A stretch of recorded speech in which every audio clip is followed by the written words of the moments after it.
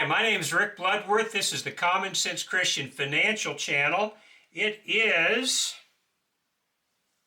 about 8:30 Central Standard Time on the 22nd of January. The market's been open for about 3.5 hours right now, and I wanted to show you where we are. I'm not sure if that's going to focus in or not, but if it does, you're going to see that we're at $99.14 for a high so far for the evening. Right now we're at $98.41. So we are right now about $1.50 away from the $100 mark. What does that mean? I thought maybe we could go back and look at what silver has done today and in the past week, and then just kind of talk about where we are right now and where we might be going. Today, the market opened up at $92.98. It hit a low of $90.77 and got up to $96.71 for the high. That was a new all-time intraday high. And then it closed at $96.01, an all-time daily close. And since that point on the overnight markets, it has gotten up to $99.14. Again, as I speak, it's right at $98.50. So again, just $1.50 off of the $100 mark that a lot of us have been waiting for. And so I wanted to talk about what that very likely could mean for us and how we should react to all this. But again, if you've been following along in recent weeks, from the first part of the year, we were in a range from about $70 to $84. We broke out from that range on the 12th of January, and since that time, we've been kind of between $84 and $94 for the most part. We did kind of skip over that range to 96, and then the next day, again, tried to test that. But today, for the first time, we have broke this $93.64 resistance point with conviction. In other words, it was more than $1 close. It's fairly decent volume. I'm not sure if it was the highest volume today, but again, once it did break that and it opened up on the overseas market, it really spiked up. So keep that in mind. We're not going to talk just real long tonight. We've got to, I wanted to get this video up as you're watching the market live and just give you a few thoughts on that. One of the things that we will notice as we go through time, especially when we hit big round numbers, $50, $70, $90, but now $100, well, that's the biggest and roundest number that we've ever approached. We're not there yet. We may not even hit it. It may go from that high right now of $99.14 just to where it starts to go down, and it may just keep going down, but we are so close to that $100 mark. For all practical purposes, we've reached it. And so just think about for a moment what all we have seen as we've gone on this incredible trajectory since really about last April. If you'll recall, last April of 2025, we dipped below $30 an ounce, and then after that we started to go up. And we hit about $55 an ounce, and it went down from there, came back up and tested that $55 mark, and then finally broke through it. And when it did, it just kept on going. After $55, there was really no resistance at 60 or 70 or 80. At 90, we started to have a little bit of back and forth, but not an awful lot. And then again, today, this evening, the 22nd of January of 2026, we are approaching that $100 mark, just $1.50 below. And I really thought maybe it would be good to just kind of think about what that means. For those of us in the stacking community, we have seen a lot of ups and downs through the years. There's some of you who've been stacking as long as I have, maybe even longer. I started, I guess, with my first physical silver purchase in 1982 as far as just silver bullion. I had bought a silver coin or two through the years. I even got a silver coin, I think, on when I was about 10 years old at Christmas time, but it was 1982, 1983 that I bought my first 1-ounce bar, an AppMax bar, and started my stacking career, so to speak.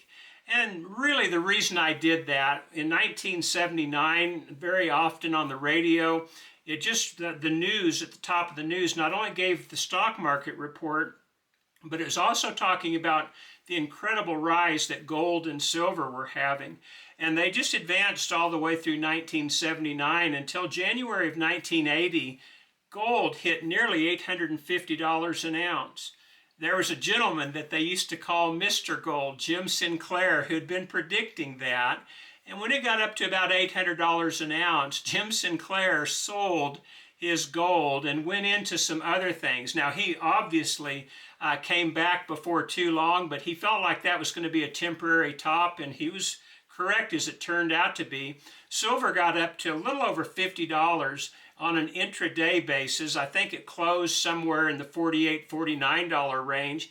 And then after that, they changed the rules and the market just collapsed. Finally settled somewhere around $12 an ounce when everything was over. And that was about the first time I bought, in 1981, some paper silver from E.F. Hutton's Silver Accumulation Program. And so I've been doing this for a long time, and I've been waiting for a long time, or had to wait for a long time, for it to ever get back to $50 an ounce again, which it nearly did in the year 2011, just for kind of a cup of coffee, and then it was down again. But this year's been different. We got to the point where it hit the $40 mark, I guess sometime in April or May, and it really never dipped below that again. It set a base, and then again we went up to 55, set another base, and then after that it just took off. Now, we have seen in the stacking community some problems that has created. A lot of people have come out of the woodwork to sell their silver, and a lot of them are not silver stackers. They were just people who had maybe their grandfather's coin collection, and now they're thinking about silver because they're hearing about it in the news, and they take it in, or they take gold in because they're hearing about that in the news, and they get good prices, and they tell their friends, and all of a sudden there is a rush on to sell these things. People are doing what they did in 1979 and 1980. They're bringing in their old tea sets and every old silver and gold coin they can find, their gold scrap. And it has just been a modern day gold rush in reverse. People wanting to cash in real money, real value for fiat currency. And why not? They didn't have really any skin in the game. This was just something that they had on hand. I suspect you're going to see a little bit more of that now that we're hitting about the $5,000 mark in gold. I didn't check that. I should have. I apologize for that, but I'm more of a silver guy, as you may have guessed. But as we hit the $5,000 mark in gold and the $100 mark in silver, that's going to be in the news. And there's going to be more people looking to see if maybe they don't have some around the house. And they're going to go cash theirs in, and they're going to get maybe 80 cents on the dollar for it, and they're going to be happy because, again, it wasn't something that they necessarily had ever bought themselves. It's just something that's lying around, something they're not using. And so I look to have another rush, at least on the scrap right now. But after a while, things will settle down. And if so often happens when you hit a big round number, if the market just goes down really quick and it doesn't have a lot of support for a while, well, you'll see some people panic. They might sell out. You'll see other people get discouraged and just stop paying as much attention to it. But I wouldn't get too discouraged right now. Silver may continue to climb. We don't know. It hasn't hit $100 yet. But at $99.14, you can say for all practical purposes, we are there. Where it goes from here, you don't know and I don't know. I've heard a lot of expert commentary on it. I've heard a lot of smart people saying a lot of different things. But again, in the end, we just don't know. If we knew, every one of us would be a billionaire by next week because we could predict the market and make our moves accordingly. but we don't. So my encouragement, I guess, more than anything, is just stay the course. If you are planning on taking a little bit of profit at this mark, go ahead and take a little profit. Even if the market starts to go down, you've hit a very important point. You're still going to get a good profit off of it.